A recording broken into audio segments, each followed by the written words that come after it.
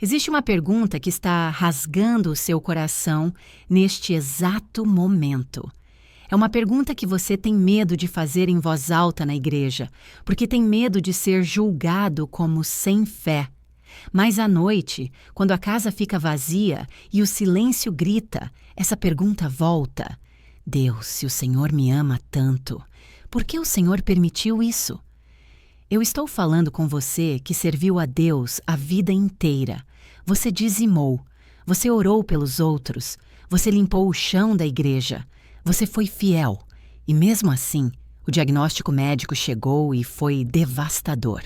Mesmo assim, o seu marido foi embora. Mesmo assim, o seu filho, que você consagrou no altar, hoje está preso às drogas. E a sensação que fica é de traição. Lá no fundo, você sente que Deus quebrou o trato. Você pensa, eu fiz a minha parte, Senhor. Por que o Senhor não fez a sua? Por que o Senhor não protegeu a minha casa? Essa dor não é apenas tristeza, é decepção com Deus. E essa é a dor mais perigosa que existe, porque ela mata a sua fé silenciosamente. Você continua indo ao culto, levanta as mãos, mas o seu coração está frio, fechado, cheio de dúvidas e mágoas contra o próprio Pai. Se você está prestes a desistir, se você sente que a sua oração está batendo no teto e voltando, não desligue este vídeo. Deus trouxe você aqui hoje não para te dar uma resposta barata, não para te dizer, tenha fé e tudo vai passar. Ele te trouxe aqui para curar essa ferida de abandono. Joyce Meyer, que foi abusada pelo próprio pai e enfrentou o câncer, descobriu no meio do fogo que o sofrimento não é o fim da história de um cristão. Hoje, nós vamos ter a conversa mais honesta e difícil da sua vida. Nós vamos descobrir por que um Deus bom permite coisas ruins acontecerem com pessoas boas. A resposta pode não ser o que você quer ouvir, mas eu te garanto, é a resposta que o seu coração precisa para voltar a bater em paz. Fique comigo. O Espírito Santo vai entrar aí onde você está agora e vai te dar o abraço que ninguém conseguiu te dar até hoje. A primeira verdade que vai acalmar seu coração é entender onde você está. Muitos cristãos vivem frustrados porque tentam viver na terra como se já estivessem no céu. No céu não há choro, não há dor, não há morte e não há injustiça. Mas aqui é o planeta Terra. Um mundo caído, quebrado e gemendo sob o peso do pecado. A Bíblia diz em 1 João 5,19 que o mundo inteiro jaz no maligno. Preste atenção. Você é um filho de Deus, mas você está vivendo em território ocupado pelo inimigo. Você é um soldado atrás das linhas inimigas. Em uma guerra, soldados são feridos. Em uma guerra, bombas explodem. Em uma guerra, há baixas. O fato de você ter sido atingido por uma bala perdida, uma doença, uma tragédia, não significa que o seu general, Deus, te abandonou. Significa que você está no fronte de batalha. Joyce Meyer ensina algo libertador. Deus não é o autor do mal, mas ele permitiu a liberdade que torna o mal possível. Muitas vezes, a sua dor não veio de Deus, veio do livre-arbítrio de outra pessoa. Foi o motorista bêbado que escolheu beber e dirigir e causou o acidente. Deus deveria ter segurado no volante?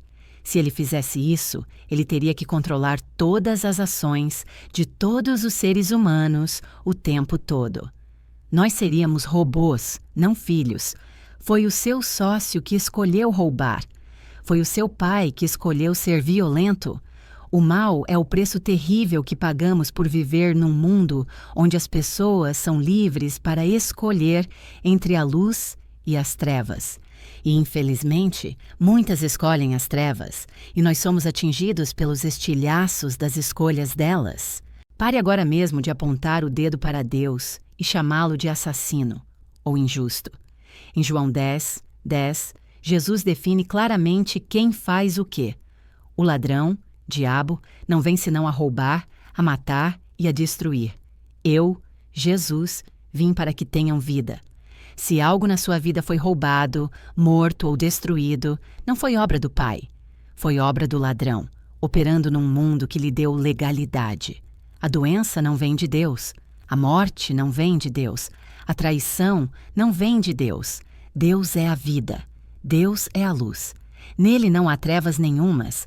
Mas aí você me pergunta com lágrimas nos olhos, Tiepo, se Deus não mandou o mal, por que ele não o impediu? Ele não é todo-poderoso? Sim, ele é. E um dia ele vai acabar com todo o mal. O Apocalipse garante isso.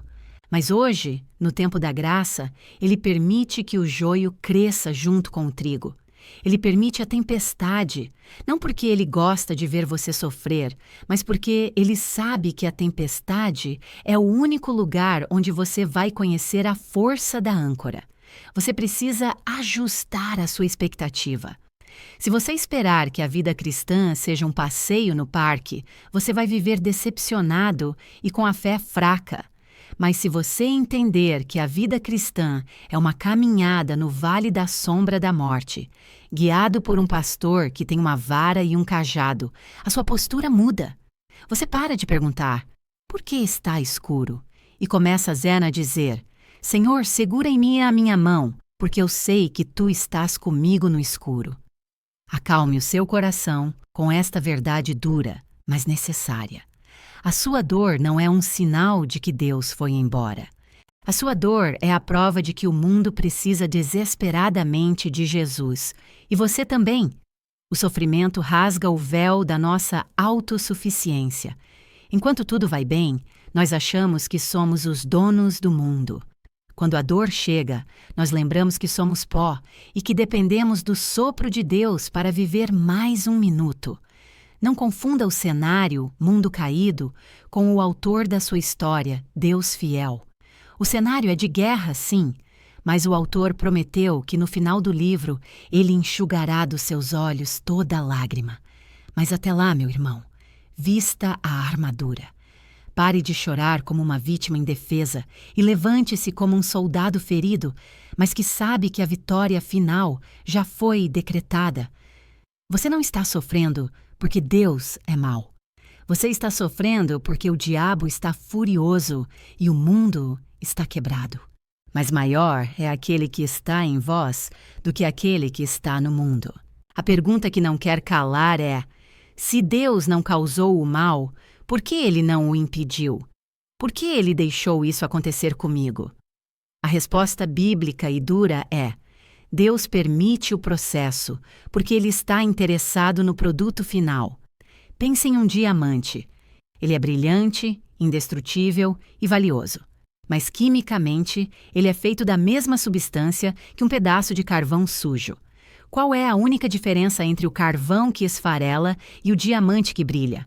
A resposta é uma só: pressão e tempo. O diamante é apenas um pedaço de carvão que suportou uma pressão insuportável sem desistir.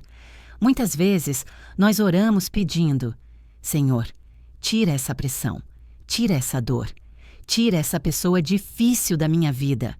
E Deus, em sua infinita sabedoria, responde: Filho, se eu tirar a pressão agora, você continuará sendo apenas carvão.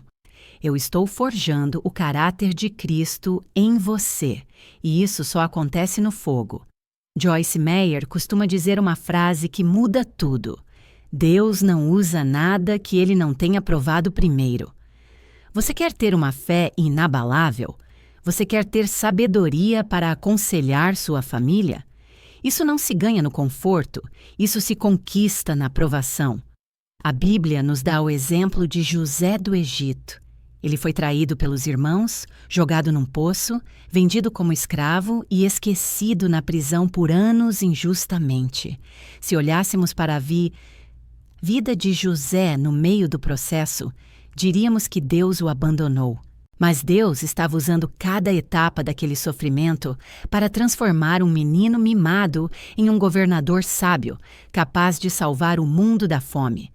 No final, em Gênesis 50, 20, José diz: Vós bem intentastes mal contra mim, porém Deus o intentou para bem.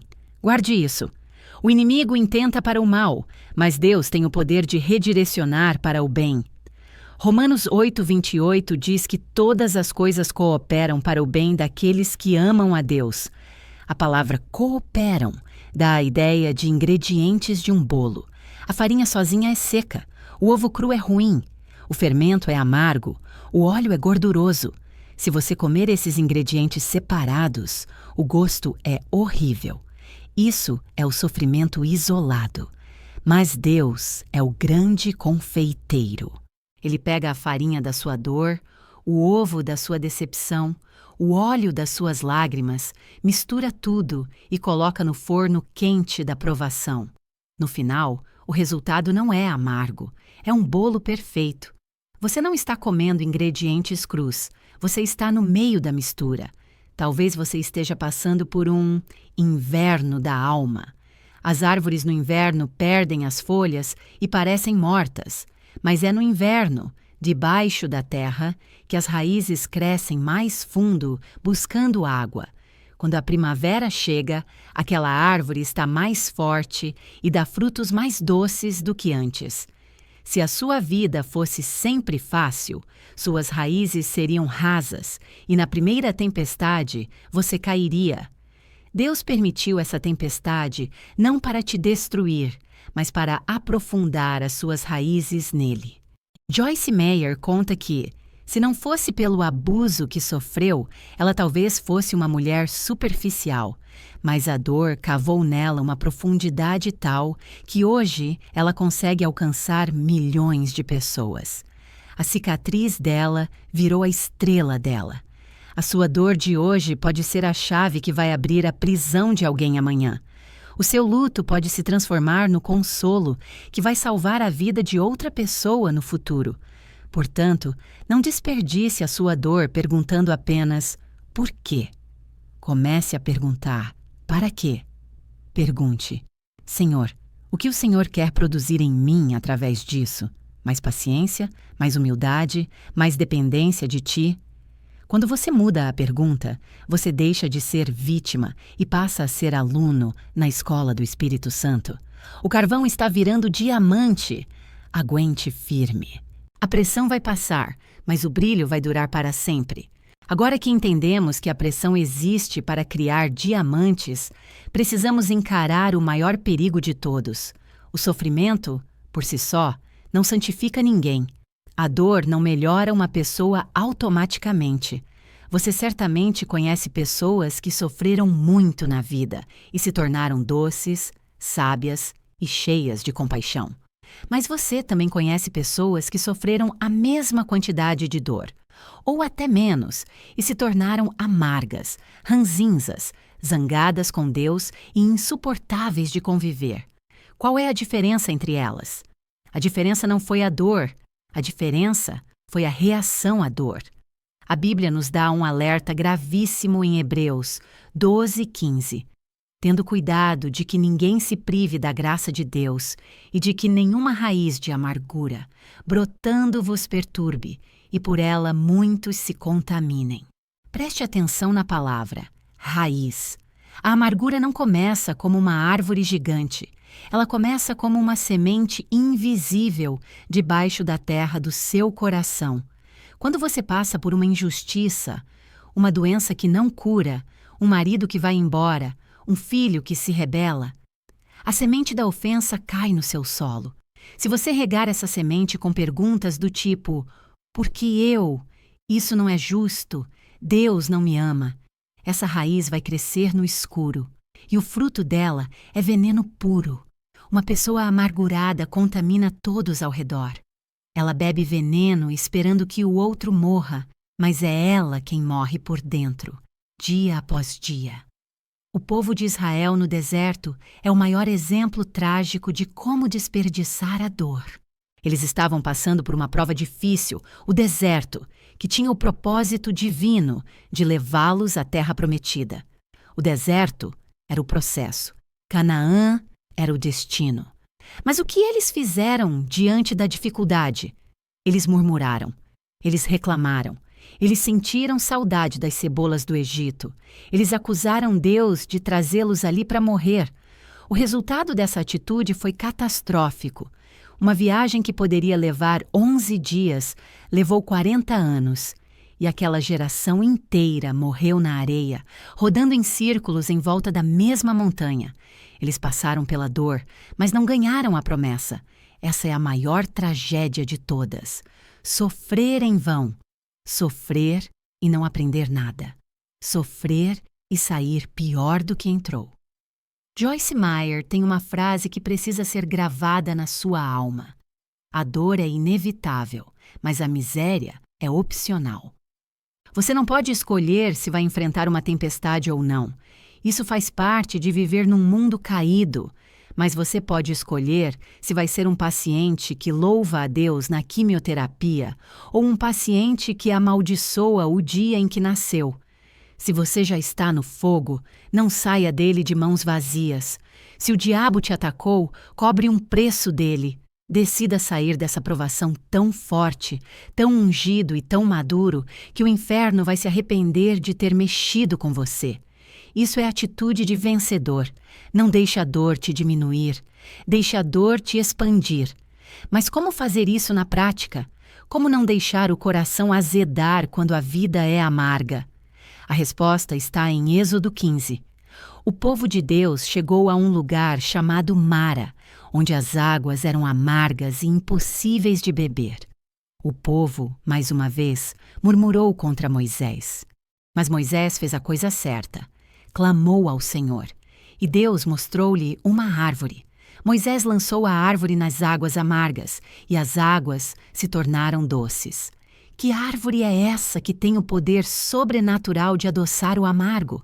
Para nós, cristãos, essa árvore representa a cruz de Cristo. Quando a sua vida estiver amarga pela dor, você precisa jogar a cruz dentro dela. Olhe para o sofrimento de Jesus. Ele foi traído por um amigo, cuspido, açoitado injustamente e pregado numa cruz sendo inocente. Ele tinha todo o direito de se amargurar contra a humanidade e contra o Pai. Mas na cruz ele disse: Pai, perdoa-lhes.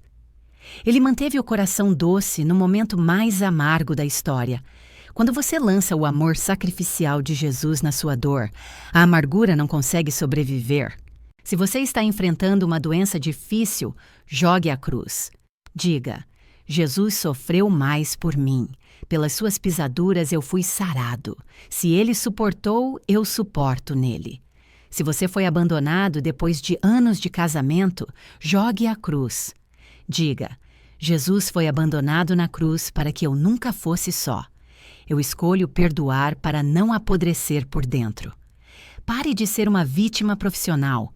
A vítima quer pena das pessoas. O vitorioso quer o propósito de Deus. A vítima diz: olha o que me fizeram. O vitorioso diz: olha o que Deus está fazendo através do que me fizeram. Joyce Meyer poderia ter passado a vida inteira sendo a coitadinha que foi abusada pelo pai. Ela teria razão humana para isso, mas ela escolheu ser a mulher que Deus libertou. Hoje, o diabo não consegue usar o passado dela para feri-la. Pelo contrário, o passado dela é a arma que ela usa para destruir as obras do diabo na vida de milhões de pessoas. Não desperdice suas lágrimas. O Salmo 56 diz que Deus as recolhe no seu odre. Faça cada lágrima contar. Ore agora: Senhor, eu não entendo, dói muito, mas eu me recuso a ficar amargo. Eu mantenho o meu coração doce, eu mantenho a minha fé pura. Eu vou sair desse vale melhor do que entrei. Eu vou sair mais parecido com Jesus. Até agora, falamos sobre o mundo caído e o propósito da pressão. Mas eu sei que mesmo entendendo tudo isso na teoria, o seu coração ainda pode estar gritando: mas Deus, se o Senhor podia ter evitado essa tragédia com um estalar de dedos, por que não evitou? Onde estava o teu amor naquela hora? Este é o momento de encarar o mistério da soberania. É aqui que a fé infantil morre e a fé madura nasce. Existe uma frase antiga de Charles Spurgeon, que a Joyce Meyer cita frequentemente, que tem o poder de salvar a sua sanidade nos dias mais escuros. Deus é bom demais para ser cruel e sábio demais para errar. Quando você não conseguir rastrear a mão dele, confie no coração dele. O que isso significa? Rastrear a mão significa entender o que Deus está fazendo. É ver o agir, o milagre imediato, a provisão chegando na hora. É muito fácil confiar quando vemos a mão de Deus se movendo a nosso favor. Mas e quando a mão de Deus parece parada? E quando o céu parece de bronze? E quando a resposta é não ou espere? Nesse momento, você não pode julgar Deus pelas circunstâncias. Você tem que julgar Deus pelo caráter. Imagine uma criança pequena no consultório médico. O pai precisa segurar a criança com força para que o médico dê uma injeção dolorida. A criança chora, olha para o pai e pensa: Papai, por que você está deixando esse homem me machucar? Você não me ama? Por que você está me segurando em vez de me salvar? A criança não consegue rastrear a mão do pai. A mão do pai está permitindo a dor naquele momento. Mas o pai sabe de algo que a criança não tem capacidade de entender. Aquela dor momentânea vai salvá-la de uma doença mortal no futuro. O pai está permitindo a dor por causa do amor e não pela falta dele. A mente da criança é pequena demais para entender a medicina. Mas o coração dela precisa confiar que o pai é bom. Nós somos essa criança. Isaías 55:9 diz: Porque assim como os céus são mais altos do que a terra, assim são os meus caminhos mais altos do que os vossos caminhos. Deus vê o quadro inteiro da eternidade. Nós só vemos o agora. Nós vemos a morte de um ente querido como o fim trágico. Deus vê como o recolhimento de um justo para livrá-lo do mal futuro ou para levá-lo à glória eterna. Nós vemos a perda do emprego como fracasso. Deus vê como o empurrão necessário para abrir a porta do seu propósito real. Muitos de nós condicionamos o amor de Deus ao nosso conforto. Dizemos: se Deus me curar, Ele é bom. Se eu continuar doente, Ele é mau. Isso é fé de barganha. Isso é imaturidade espiritual. A fé madura, a fé de Jó, diz: ainda que ele me mate, nele esperarei. Jó não entendia o porquê, a mão de Deus, mas ele sabia quem, o coração de Deus. Ele sabia que o Redentor dele vivia. Pare de tentar forçar Deus a te dar explicações. Ele não te deve explicações. Ele te deve a promessa da sua presença. Diga para a sua alma agora: minha alma, aquieta-te. O Deus que te sustentou nos últimos anos não mudou. Ele não ficou mal de ontem para hoje. Se ele permitiu isso, ele tem um plano de escape ou um plano de glória. Eu não entendo a mão, mas eu conheço o coração, e o coração dele é amor puro. Se esta mensagem está falando com você, se você sente que o Espírito Santo está tocando nessa ferida de desconfiança, eu tenho um convite especial.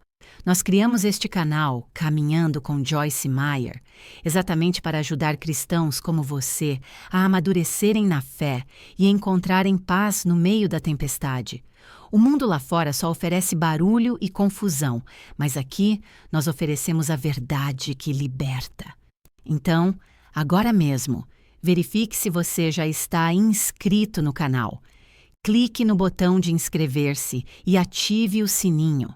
Não perca os próximos vídeos, porque Deus está apenas começando a obra de cura na sua vida. Venha caminhar com a gente rumo à maturidade. Até aqui, falamos muito sobre a nossa postura diante da dor, mas agora quero falar sobre a postura de Deus. Quando o sofrimento chega, a primeira mentira que o inimigo sussurra no seu ouvido é: você está sozinho. Deus te abandonou. Ninguém entende o que você está passando. Essa sensação de solidão é terrível. Os amigos se afastam porque não sabem o que dizer. A família continua a vida. E você fica ali, no quarto escuro, com a sua dor. Mas a Bíblia nos revela um segredo espiritual profundo. A dor é o endereço preferido da presença manifesta de Deus. O escritor C. Esse Lewis disse uma frase que ecoa na eternidade. Deus sussurra nos nossos prazeres, fala na nossa consciência, mas grita na nossa dor. Ela é o seu megafone para acordar um mundo surdo. Pode parecer estranho, mas muitos cristãos maduros confessam que os momentos de maior intimidade com Deus não foram nas festas ou nos dias de promoção, mas foram no leito de hospital, no dia do divórcio, no velório. Por quê? Porque quando tudo o que é terreno é retirado, nós finalmente olhamos para cima sem distrações. O Salmo 23, talvez o texto mais conhecido da Bíblia, traz essa mudança de chave. No começo, Davi diz: "O Senhor é o meu pastor. Ele me faz repousar." Davi fala sobre Deus, mas quando ele entra no vale, a linguagem muda. No versículo 4, ele diz: "Ainda que eu andasse pelo vale da sombra da morte, não temeria mal algum, porque tu estás comigo." No pasto verde, Deus está lá, mas no vale da sombra da morte, Deus está comigo. A preposição muda, a intimidade aumenta. É no vale que deixamos de falar de Deus e começamos a falar com Deus. Existe uma história no livro de Daniel, capítulo 3, que ilustra isso perfeitamente. Sadraque, Mesaque e Abed-nego foram jogados na fornalha de fogo ardente, porque se recusaram a adorar a estátua do rei. Eles foram fiéis e mesmo assim foram jogados no fogo. A obediência não os livrou da fornalha. A obediência os levou para dentro da fornalha. Mas o rei olhou para dentro do fogo e ficou espantado. Ele disse: "Não lançamos nós 3 homens atados, mas eu vejo 4 homens soltos, que andam passeando no meio do fogo, e o quarto tem a aparência de um filho dos deuses." Preste atenção nisso. O fogo queimou as ataduras. Eles entraram amarrados, mas lá dentro as cordas queimaram e eles ficaram livres. Muitas vezes a dor queima as cordas que nos prendem ao mundo, orgulho, vaidade, autossuficiência, e nos deixa livres de verdade. O quarto homem. Jesus não apagou o fogo imediatamente, ele fez algo melhor. Ele entrou no fogo com eles. A promessa de Deus em Isaías 43, 2 não é "se passares pelas águas", é "quando passares pelas águas, eu serei contigo. Quando passares pelo fogo, não te queimarás." Você pode estar se sentindo no meio do fogo agora. O calor é insuportável, mas eu quero profetizar sobre a sua vida. Você não está sozinho aí dentro. Existe um quarto homem na sua fornalha. Ele está aí, segurando a sua mão enquanto você chora. Ele está aí, colhendo cada lágrima. Ele é o Deus de toda a consolação. 2 Coríntios 1. A palavra consolador no grego é parakletos, que significa alguém chamado para ficar ao lado e dar força. O consolo de Deus não é um tapinha nas costas dizendo "vai passar". O consolo de Deus é uma injeção de força sobrenatural que te faz ficar de pé quando, humanamente, você deveria ter desmoronado. Joyce Meyer conta que nos momentos mais difíceis do tratamento contra o câncer, ela sentiu uma paz que excedia todo o entendimento. Era ilógico ter paz com aquele diagnóstico, mas a paz estava lá, porque o príncipe da paz estava lá. Então, meu irmão, pare de olhar apenas para as chamas. Comece a procurar pelo quarto homem. Feche os olhos agora e diga: "Senhor, eu sei que tu estás aqui. Eu não te vejo, mas eu te sinto. Obrigado por não me deixares sozinho na fornalha." A presença dele é o milagre dentro do milagre. O fogo pode não apagar agora, mas ele não vai te consumir, porque quem te guarda é fogo consumidor. Vamos ser honestos. Quando estamos sofrendo, o tempo parece parar. Um dia de luto parece durar 1 ano. Uma noite no hospital parece uma eternidade. A dor tem o poder terrível de nos deixar míopes. Nós só conseguimos enxergar o agora, a ferida, a falta, o buraco no peito. Mas para que o seu coração se acalme de verdade, você precisa subir a montanha da fé e olhar para o horizonte. Você precisa trocar as lentes do tempo pelas lentes da eternidade. O apóstolo Paulo é o homem que mais nos ensina sobre isso. Pensem na vida de Paulo. Ele foi açoitado 5 vezes, com 39 chibatadas cada vez. Ele foi apedrejado e dado como morto. Ele naufragou 3 vezes e ficou à deriva no mar. Ele passou frio, fome, sede e foi perseguido por todos os lados. Se alguém tinha o direito de dizer "eu sofri demais", era Paulo. Mas olhem o que ele escreve em 2 Coríntios 4:17. É chocante, porque a nossa leve e momentânea tribulação produz para nós um peso eterno de glória muito excelente. Esperem um pouco. Paulo chamou os açoites, as pedradas e a fome de leve e momentânea? Como ele pode dizer isso? Isso é loucura? Não, meus irmãos. Isso é matemática divina. Paulo não estava diminuindo a dor. Ele estava colocando a dor na balança. Em um prato da balança, ele colocou 70 ou 80 anos de sofrimento na terra. No outro prato, ele colocou trilhões e trilhões de anos de glória no céu. Quando você compara 80 anos com a eternidade, os 80 anos se tornam um grão de areia numa praia infinita. Imagine uma corda que dá a volta ao mundo. Essa corda representa a sua existência eterna. Agora, imagine que a pontinha dessa corda, apenas os primeiros 5 milímetros, está pintada de vermelho. Essa pontinha vermelha é a sua vida aqui, na Terra. É o tempo da provação. É o tempo do choro, é o tempo da doença e da despedida. O resto da corda, quilômetros e quilômetros sem fim, é a sua vida com Deus, onde não haverá mais lágrima, nem morte, nem clamor, nem dor. O problema é que nós passamos a vida inteira obcecados com a pontinha vermelha. Nós vivemos como se esta vida fosse tudo o que existe. Por isso nos desesperamos.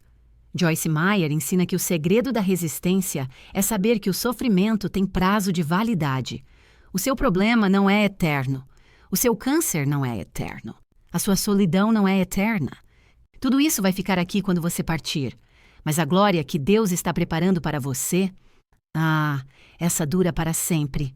Romanos 8,18 diz: "Porque para mim tenho por certo que as aflições deste tempo presente não são para comparar com a glória que em nós há de ser revelada." Não dá nem para comparar. O que Deus tem preparado para você é tão grande, tão maravilhoso, que um dia, quando você chegar lá e olhar para trás, você vai dizer: "Valeu a pena. Eu passaria por tudo de novo só para estar aqui." Muitos de vocês que me assistem já têm cabelos brancos. Vocês estão mais perto da linha de chegada do que da largada. Isso não deveria causar medo, mas sim uma esperança furiosa. O dia da sua libertação está chegando. O dia em que você vai reencontrar aquele filho que partiu. O dia em que você vai abraçar seus pais. O dia em que Deus vai enxugar pessoalmente as lágrimas dos seus olhos. Nesse dia, a cadeira de rodas vai ficar para trás. Os remédios vão ficar para trás. A depressão vai ficar para trás. Então, meu irmão, aguente firme. A noite está escura, mas o amanhecer já vem vindo. Não desista agora, na reta final. Não troque a sua coroa eterna por um alívio momentâneo de pecado ou de desistência.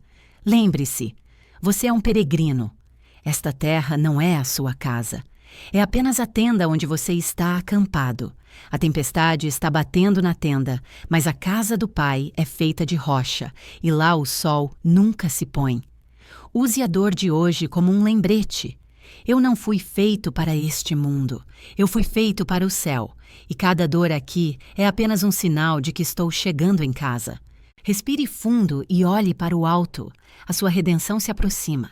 Meus irmãos, chegamos ao final da nossa jornada e eu guardei a melhor notícia para o final. Nós já vimos que Deus não causa o mal, mas permite o processo. Vimos que Ele entra na fornalha conosco e que a eternidade nos espera. Mas e o agora?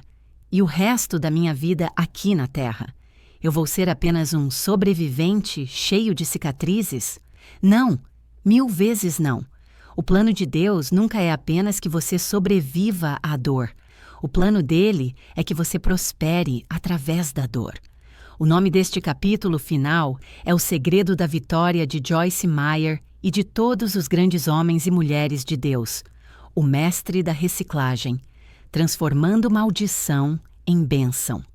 Gênesis 50:20 é o versículo que fecha a história de José com chave de ouro. Ele diz aos irmãos que o venderam: Vós bem intentastes mal contra mim, porém Deus o intentou para bem, para fazer como se vê neste dia, para conservar muita gente com vida. Prestem atenção na estratégia de guerra de Deus. Ele não impediu os irmãos de venderem José, livre-arbítrio / mal. Mas ele pegou exatamente aquele mal e o usou como o transporte para levar José ao palácio. Sem a cova não haveria palácio. Sem a traição não haveria salvação da fome. O diabo, na sua estupidez, achou que estava destruindo José, mas estava apenas empurrando José para o destino profético dele. O mesmo acontece com você. Satanás atacou a sua saúde, a sua família, as suas finanças. Ele queria te destruir, te fazer desistir de Deus, te matar de tristeza. Mas ele cometeu um erro fatal. Ele mexeu com um filho de Deus que não desiste. E agora, Deus vai pegar essa dor, essa lágrima, essa injustiça e vai virar o jogo de uma maneira tão sobrenatural que você vai ficar de boca aberta. Joyce Meyer ensina o princípio do Mess to Message, transformar a bagunça em mensagem. A bagunça da vida dela, o abuso sexual, a rejeição, o divórcio, se tornou a mensagem que libertou o mundo. Se ela não tivesse passado pelo que passou, ela não teria a autoridade que tem. A sua maior dor vai se tornar o seu maior ministério. Quem teve câncer e foi curado ou sustentado por Deus é a melhor pessoa para abraçar quem acabou de receber o diagnóstico. Quem perdeu um filho e continuou adorando é a única pessoa capaz de consolar outra mãe em luto. A sua ferida curada vira um remédio para o próximo. Romanos 8:28 diz que todas as coisas cooperam para o bem. Não diz que todas as coisas são boas, mas que elas trabalham juntas para o bem. Deus é o grande tecelão. O diabo traz os fios pretos e cinzas da dor. Deus traz os fios dourados da graça. E ele tece tudo isso num tapete maravilhoso. Quando olhamos por baixo, só vemos nós e confusão. Mas quando olhamos por cima, pela fé, vemos um desenho perfeito. Você não é uma vítima do destino. Você é um alvo da graça. O que tentaram usar para te derrubar vai servir de degrau para você subir. Acredite na virada. Acredite na restituição. Deus prometeu em Joel que restituiria os anos que o gafanhoto comeu. Ele pode fazer mais em 1 ano de favor do que você conseguiria em 50 anos de esforço. Meus amados, enxuguem as lágrimas agora. Nós não vamos terminar este vídeo chorando de tristeza, mas chorando de esperança. Vamos recapitular as 7 verdades que acalmam o coração. O campo de batalha. O mundo é caído, mas Deus é bom. O diamante. A pressão está te transformando em algo valioso. Sem amargura. Não desperdice a dor, mantenha o coração doce. O caráter de Deus. Quando não entender a mão, confie no coração. A fornalha. O quarto homem está com você no fogo. A eternidade. A dor é breve, a glória é eterna. A virada. Deus vai usar o mal para promover o bem na sua vida. Você sente o peso saindo dos seus ombros? Isso é a verdade libertando você. Você não precisa ter todas as respostas. Você só precisa ter a mão dele. Eu quero que você saia deste vídeo diferente de como entrou. Você entrou questionando. Eu quero que você saia confiando. Eu desafio você a escrever uma frase de vitória nos comentários. Não é uma frase positiva qualquer. É um decreto espiritual contra o inferno. Escreva: Deus vai usar a minha dor para a sua glória. Ou, se você crê na virada completa, o que veio para me matar vai me fortalecer. Declare isso. O mundo espiritual reage à sua voz. E, por favor, compartilhe este vídeo. Existe alguém no seu WhatsApp agora? Uma amiga, um parente, que está pensando em desistir de tudo porque não entende o sofrimento. Seja a resposta de Deus para essa pessoa. Envie este vídeo agora. Inscreva-se no canal Caminhando com Joyce Meyer. Nós estamos aqui para caminhar com você, no vale e no topo da montanha. Você nunca mais caminhará sozinho. Que o Deus de toda a graça, que em Cristo Jesus vos chamou à sua eterna glória, depois de haverdes padecido um pouco, Ele mesmo vos aperfeiçoe, confirme, fortifique e estabeleça. A Ele seja a glória e o poderio, para todo o sempre. Amém. Fiquem na paz que excede todo o entendimento.